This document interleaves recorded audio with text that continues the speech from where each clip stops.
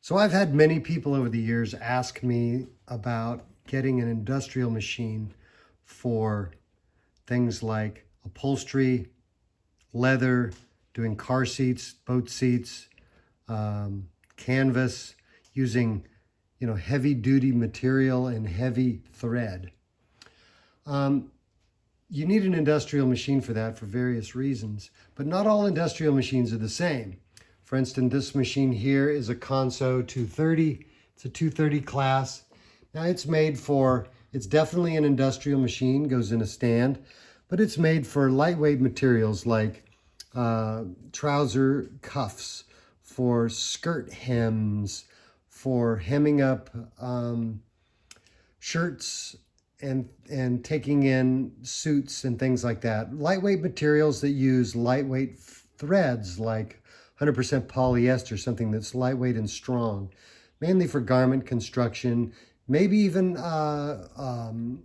draperies and things like that. Those can definitely do well with a machine like this. You can use heavy duty thread up to a certain point, probably like a Text 69, which is it's a heavy thread, but it's not for boats and seats and things like that. So if you want to do that, you'd probably use a machine like this, which is a Consew 226 or a Consew 206 RB. And these machines are compound feed or needle feed machines. And I'll show you the difference a little bit. This machine here is like a traditional sewing machine.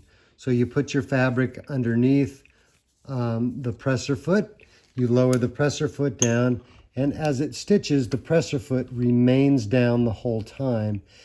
How it works is as the needle goes down into the fabric, the feed dogs go down, it stops feeding the material. As the needle penetrates, it goes into the fabric, the stitch is formed, the feed dogs here go down and they move up when the needle goes out of the fabric.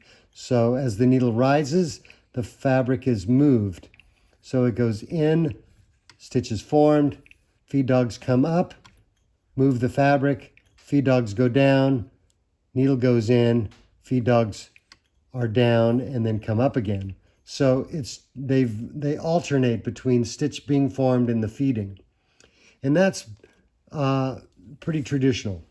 But you can't have that on like vinyl, because vinyl and leathers and such are really difficult to feed, and they can stick. So this machine here, this is a Consew 226, and it's a completely different machine. It also has a feed dog down below. This is the feed dog, but it has two presser feet. They alternate. One goes up and one goes down.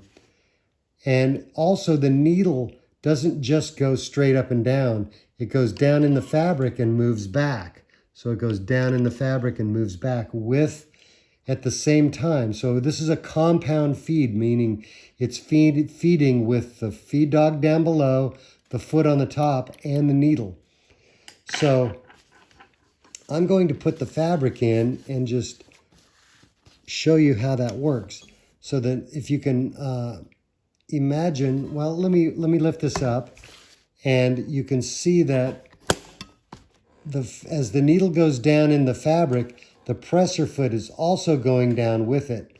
And just before the eye of the needle reaches the material, the feed dog down below and the feed dog come together and they grip the fabric. And then the needle pierces the fabric at the same time.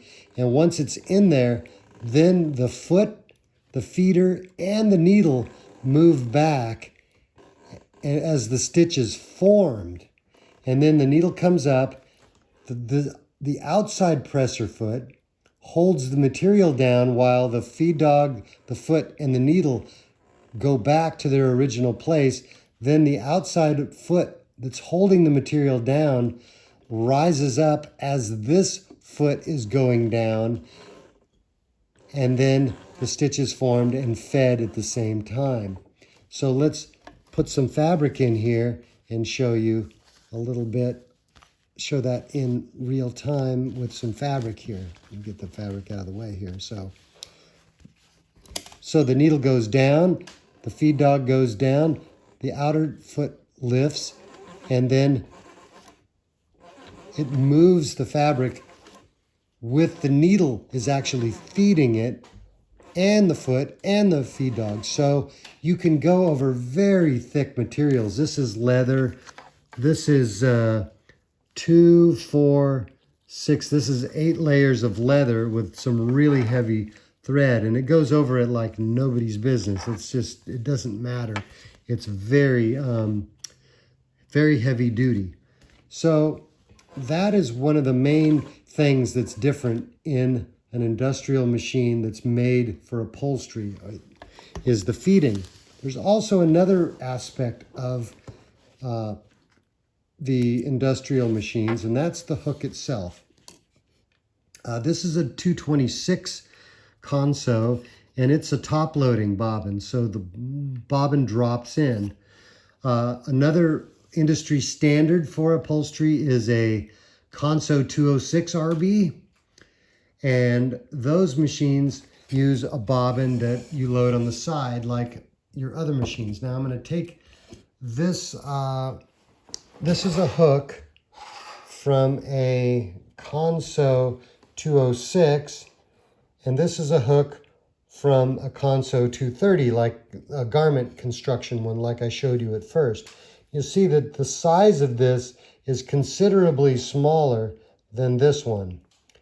And that is because the stroke is much larger and it needs to handle this heavy size 92 bonded nylon thread. So it can handle those bigger loops, because as you take this heavy thread and it makes a loop and forms a stitch, it really needs to, you can't have it compacted too small. Also, the way that the sewing machine works is the bobbin case holder, where it holds the bobbin case, is held in place by a position bracket, and it goes here. I can't show you, it's too difficult. And both the 206 RB upholstery machine and the other one has the same kind of setup. But as the loop is formed in the garment machine, it goes through the position bracket and the stitch holder and slips through pretty easily. But heavy upholstery thread does not go through as easily, and the loop can get stuck in here. So this machine has a little, it's called an opener. So every time that the loop is formed and is going to go through this thing, at just the right time, there's an opener that pushes on this little thing, and it literally moves the bobbin case open to let the loop through without getting bound up in there. And the 226 also has an opener, and it's located right here. So if I put this, let me put this fabric in here, this material, and you'll see how the opener actually works. It nudges this thing open